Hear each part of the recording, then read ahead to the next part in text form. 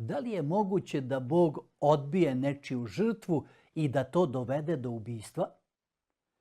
Zašto Bog prihvata jednog brata, a drugog odbacuje? Da li je Kain bio loš čovek ili samo religiozan na pogrešan način? I najvažnije pitanje, da li danas ima Avelja ili Kaina? Dragi moji, ovo nije samo priča o dva brata, ovo je priča o svakome od nas.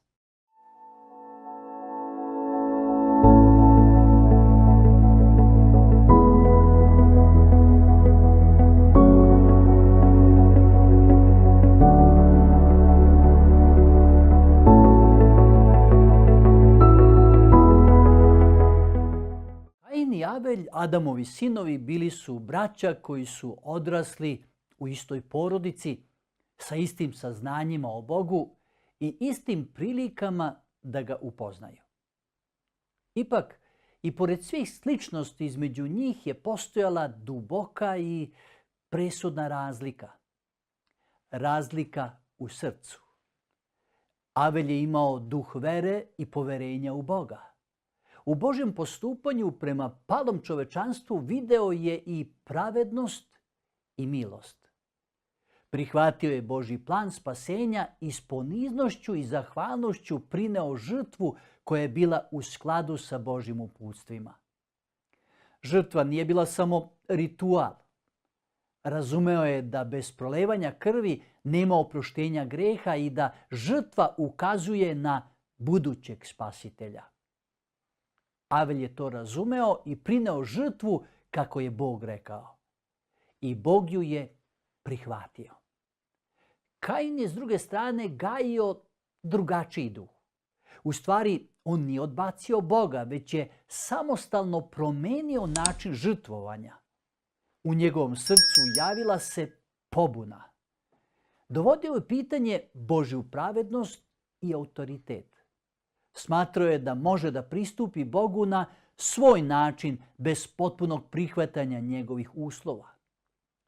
Iako je prineo žrtvu, ona nije bila u skladu sa Božjim planom. Doneo je plodove zemlje, trud svojih ruku, ali bez žrtvene krvi, bez priznanja potrebe za spasiteljem. Kain je bio religiozan, ali nije bio poslušan. Upravo tu leži ključna razlika između ove dvojice braće. Nije reč o količini ili vrednosti dara, već o stavu srca. Avelj je poslušao Boga u potpunosti, dok je Kain pokazao delimičnu poslušnost, a delimična poslušnost u suštini postaje neposlušnost.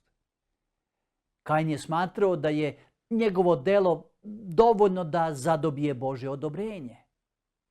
Nije želeo da prizna svoju zavisnost od Boga. Njegova religija bila je zasnovana na ličnim zaslugama, a ne na veri. I zar to nije isto i danas? Koliko ljudi kaže, ja sam dobar čovek, ne treba mi posrednik, Bog zna moje srce. Ovdje se ogleda jedna velika istina.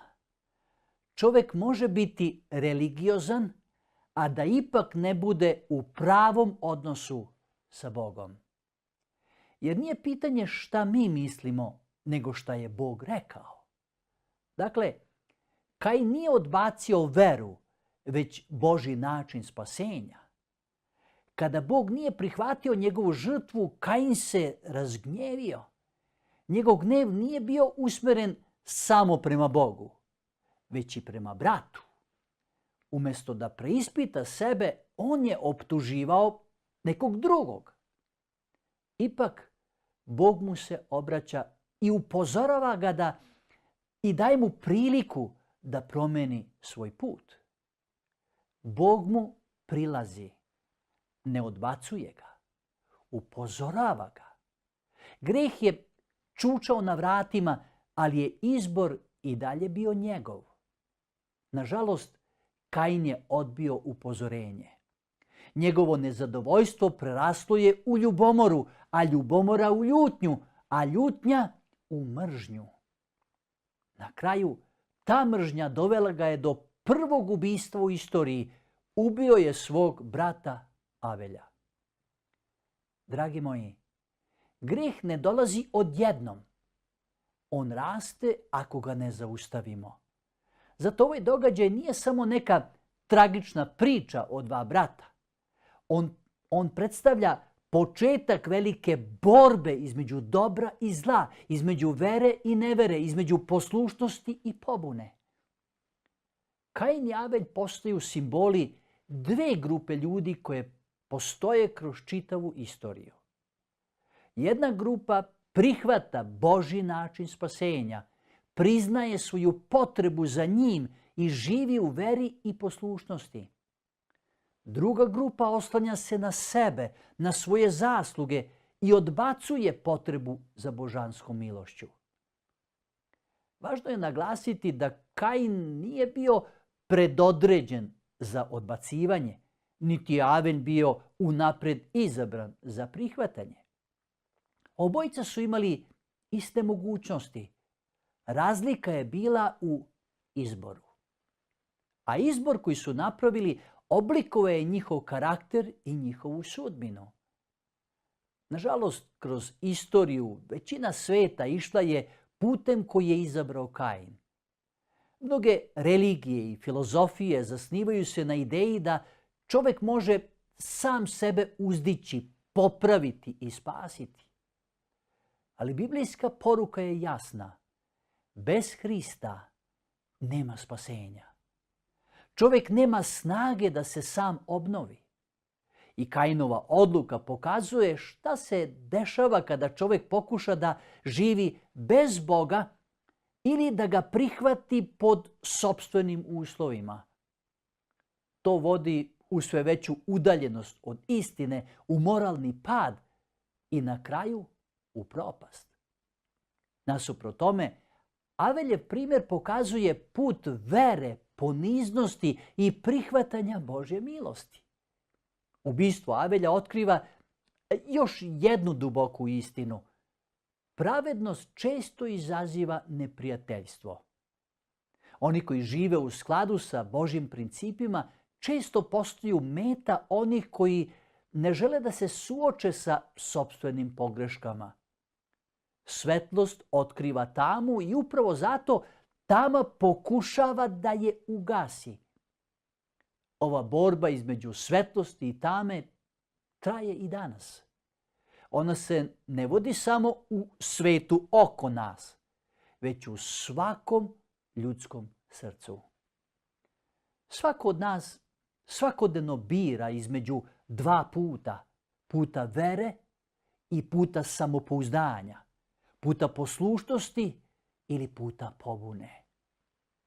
Na kraju, pitanje nije šta znamo o Kainu i Avelju. Pitanje je gdje se mi nalazimo u ovom događaju. Da li dolazimo pred Boga sa poniznim srcem, priznajući svoju potrebu za njegovom milošću, ili pokušavamo da se oslonimo na sebe, na svoja dela i svoje zasluge? Istina je jednostavna, ali duboka. Spasenje nije nešto što možemo zaslužiti. Ono je dar koji treba prihvatiti. Zato izbor koji su imali Kain i Avelj nije ostao u prošlosti. Taj izbor stoji i danas pred svakim od nas. I upravo taj izbor određuje ne samo naš odnos sa Bogom, već i našu večnost. Događaj o Kainu i Avelju ne govori o tome ko je bio bolji brat, već o tome kakav odnos imamo prema Bogu. Bog i danas ne traži savršenstvo. On traži srce koje mu veruje. Da li želim da dođem pred Boga svojim zaslugama ili kroz Hrista? Da li sam spreman da prihvatim njegov način ili i dalje biram svoj? Jer na kraju nećemo biti pitani koliko smo dali, već da li smo došli na pravi način. Zato nije pitanje ko je bio Kain, a ko je bio Avelj. Pitanje je ko sam ja danas.